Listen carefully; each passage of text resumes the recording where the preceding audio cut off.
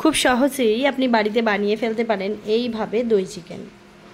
বানাতে লাগছে, আমি এখানে ফ্রেশ চিকেন নিয়েছি, ভালোভাবে ধুয়ে নিয়েছি। তারপর দিচ্ছি সামান্য কাশ্মীরি লঙ্কা, সামান্য নুন,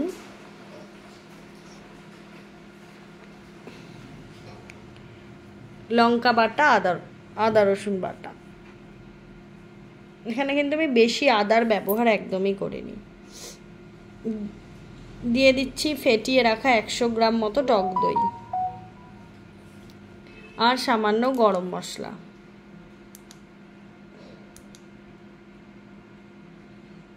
জিরে গুঁড়ো আর ধনে গুঁড়ো, আর দিচ্ছি সামান্য পরিমাণ ভিনিগার। এতে না অনেক সময় যে আঁশটানি গন্ধটা থাকে সেটা কিন্তু একদমই থাকবে না। এটাতে চাইলে আপনারা কিন্তু লেবুর রসও দিতে পারেন। দিচ্ছি সামান্য গোলমরিচ গুঁড়ো, এটা আপনারা স্কিপও করতে পারেন। তারপর দিয়ে দিচ্ছি সামান্য পরিমাণ সর্ষের তেল, দিয়ে ভালোভাবে চিকেনটাকে মেখে নেব। একটু ভালোভাবে হাত দিয়ে জোরে জোরে প্রেস করে মাখবেন, তাহলে না ভেতরে নুন ঢুকবে।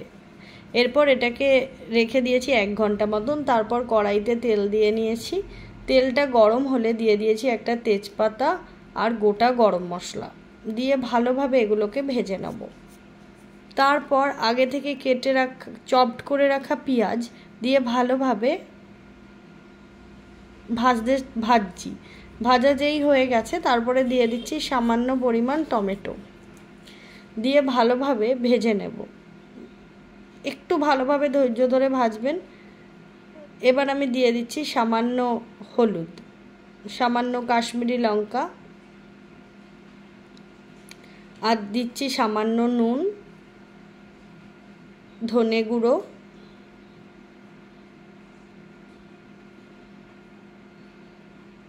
দিয়ে ভালোভাবে পেঁয়াজটা আবার একটু ভাজবেন।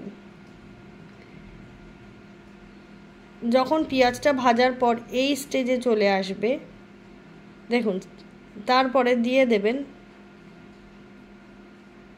ম্যারিনেশন করা মাংসটা। এবার মাংসের সঙ্গে মশলাটা ভালোভাবে মেশাবেন।